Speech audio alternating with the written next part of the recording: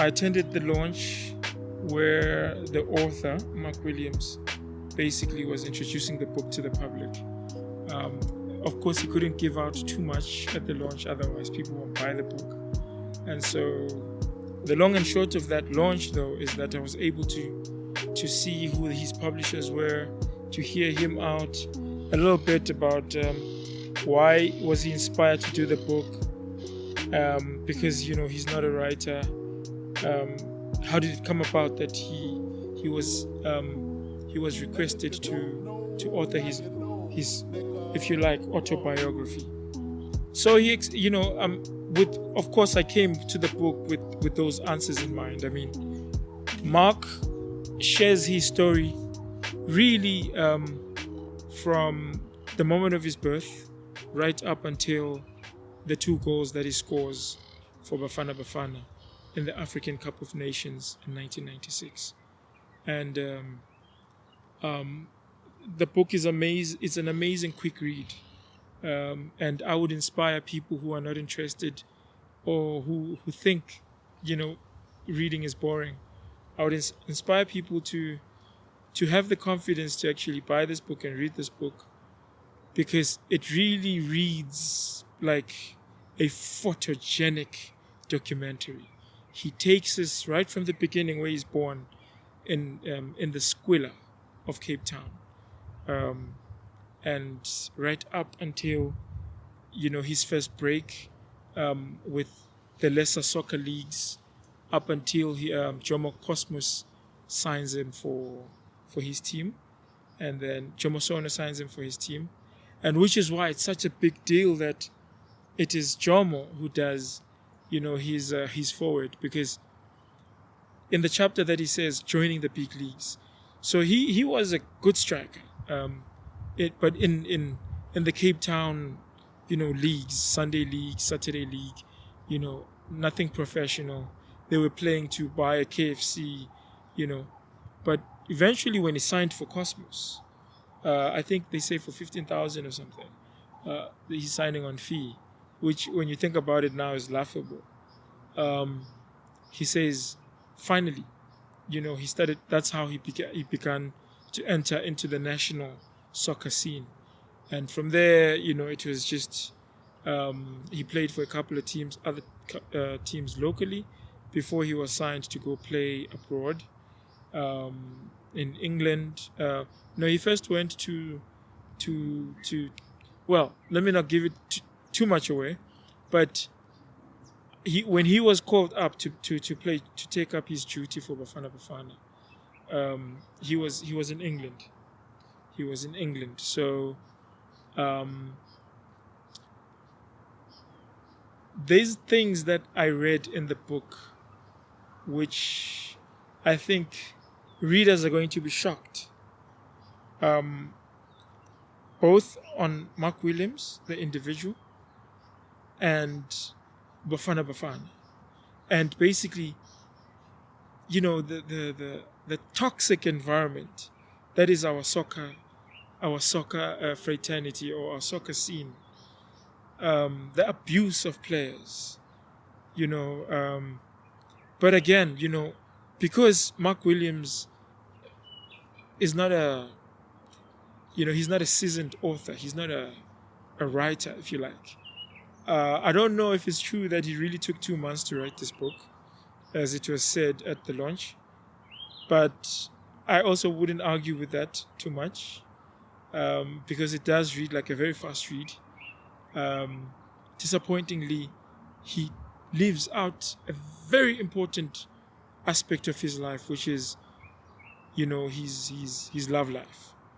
Right from when he started dating, up until he got married, up until his current marriage now with his second wife, and a 1-year-old daughter, which he had at the launch.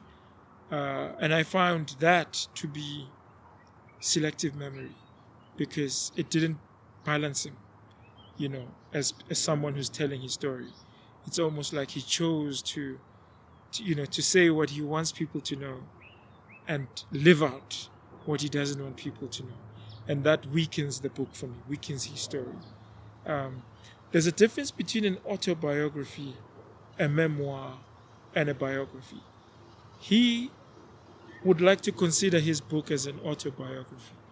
And so if that is how he would like the public to read this book, then he has not done the service that it was needed to actually have a very balanced picture of his life. He couldn't be selective about something as grave as, his first wife, his kids. I mean, that you don't do that. And so maybe if he could get away with it if he said it was a memoir, because then at least there he could speak back and forth as and when, because it's more like a conversation. Autobiography, no. So, which also made me think, who did he have in conversation when he was expecting feedback from the manuscript when he was done with it?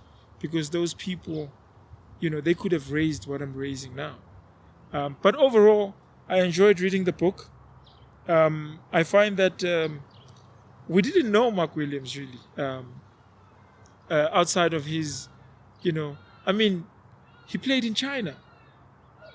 He played for so many years, but we only knew him when he came to play for Bafana Bafana.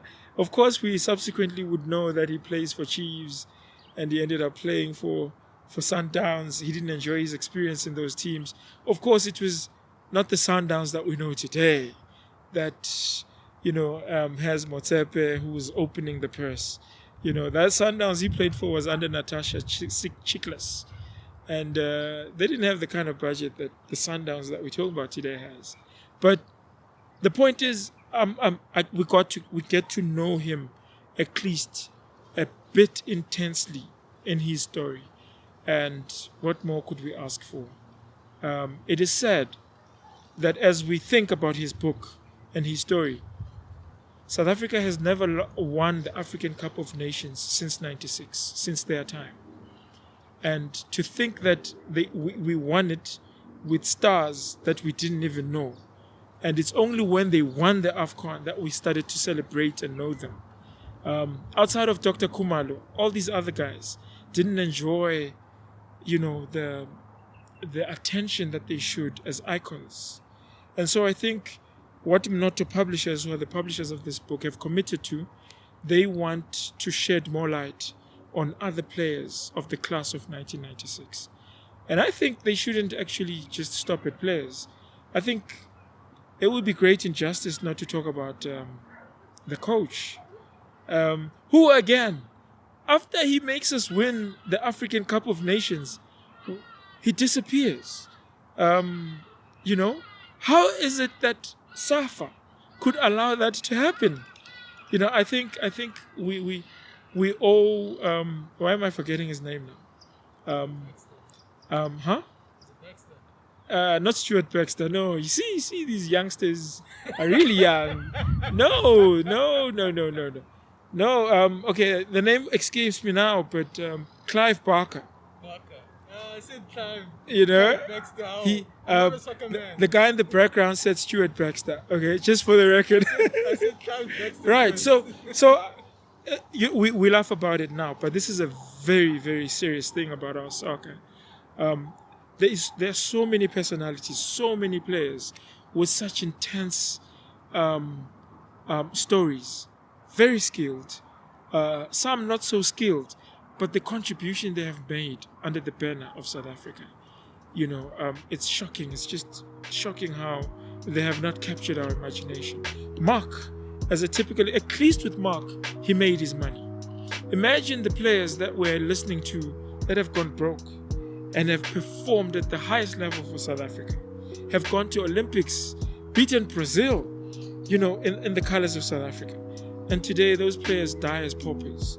Those players are staying in back rooms in the townships where they come from, are victims of alcohol.